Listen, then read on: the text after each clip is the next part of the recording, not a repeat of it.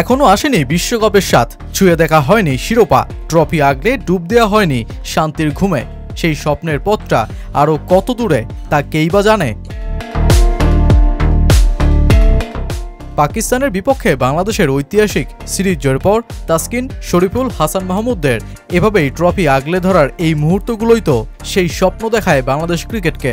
পাকিস্তানকে বাংলা ওয়াশ করা টিম টাইগার্সদের পরবর্তী অ্যাসাইনমেন্ট ভারত, যেই টেস্ট সিরিজ দেখার পর নিঃসন্দেহেই ম্যান ইন ব্লুদের পরিকল্পনায় ভিন্নভাবে জায়গা পাবে বাংলাদেশ। টাইগার অধিনায়ক নাজমুল শান্ত আশাবাদী ভারতেও রচনা হবে এমন কিছুই। ব্যাটে রান নেই, সবশেষ 10 ইনিংস আগে করেছেন 50 পেরোনো ইনিংস। চারিদিকে যখন নাজমুল শান্তর পারফরমেন্স নিয়ে হচ্ছে তীব্র সমালোচনা, তখন ব্যাটিং শান্ত ভিন্ন এক জায়গায় দেখাচ্ছেন সফলতার বড় দৃষ্টান্ত।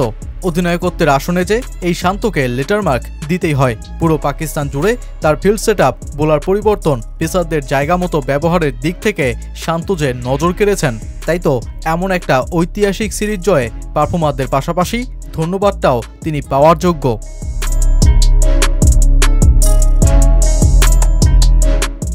বাংলাদেশ দলের পরবর্তী সিরিজ ভারতের বিপক্ষে ওদেরই মাটিতে। টিম ইন্ডিয়ার ডেরায় খুব বেশি টেস্ট ম্যাচ খেলার সুযোগ হয় না বাংলাদেশের। এর আগে মোটে 3 ম্যাচে বাংলাদেশকে আতিথেয়তা দিয়েছে ভারত, যার দুটিতে টাইগার ব্যাটিং ইউনিট এতটাই ভেঙে পড়েছিল যে ইডেন টেস্টে ভারত ম্যাচ জিতেছিল দ্বিতীয় দিনেই। ইন্দোরে সময় লেগেছে 3 দিন। ভারতের মাটিতে সেই পিঙ্ক বলের টেস্ট সিরিজ হয়তো আজও পীড়া দেয় মুমিনুল হকদের। তবে 2019 সালের সেই বাংলাদেশ যে এখন অনেক বেশি পরিপক্ক।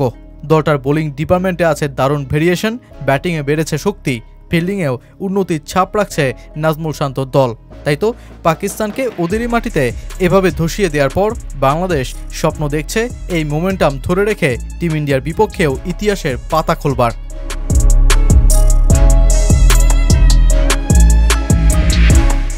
ভারতের বিপক্ষে 13 টেস্ট খেলে একটিতেও জিততে পারেনি বাংলাদেশ। এই আক্ষেপই এবার পূরণ করতে আগামী 19 সেপ্টেম্বর টেস্টে নামবে 2 দল। নাজমুল শান্ত জানিয়ে রাখলেন, পাকিস্তানের মতোই ভারতেও ইতিহাস রচনা করতে চান তারা। সকলে নিজেদের সেরাটা দিয়েছে, নিজের কাজ করেছে। বোলাররা লম্বা স্পেল করেছে, ওপেনাররা নিজের কাজ করেছে। সাকিব, মুশফিকদের কথা আর কি বলবো, যে 4 জন খেলতে পারেনি তারাও বাইরে থেকে দলকে সমর্থন করেছে। এটাই দলের শক্তি, সকলে সকলের জন্য খেলে। পরের সিরিজটা আমাদের জন্য অত্যন্ত গুরুত্বপূর্ণ। পাকিস্তানকে হারানোয় আমাদের আত্মবিশ্বাস বেড়েছে। মুশফিক ও সাকিবের মতন অভিজ্ঞ ক্রিকেটার দলে আছে। ভারতের মাটিতে ওদের অভিজ্ঞতা কাজে লাগবে। মেহেদী হাসান মিরাজ যেভাবে রান করার পাশাপাশি উইকেট নিয়েছে, সেটা ওকে বাড়তি আত্মবিশ্বাস দেবে। ভারতের বিরুদ্ধে এই খেলাটাই খেলতে চাই।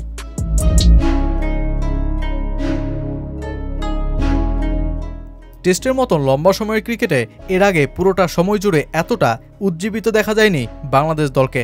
টেস্ট ক্রিকেট ঘিরে টাইগার ক্রিকেটে এতদিন যে উদাহরণ সৃষ্টির অভাব ছিল, সেটাই পূরণ করল বাংলাদেশ। পাকিস্তানের বিপক্ষে এই অর্জন আগামীতে দারুণ কিছু করারই শক্তি দেবে টিম টাইগার্সদের।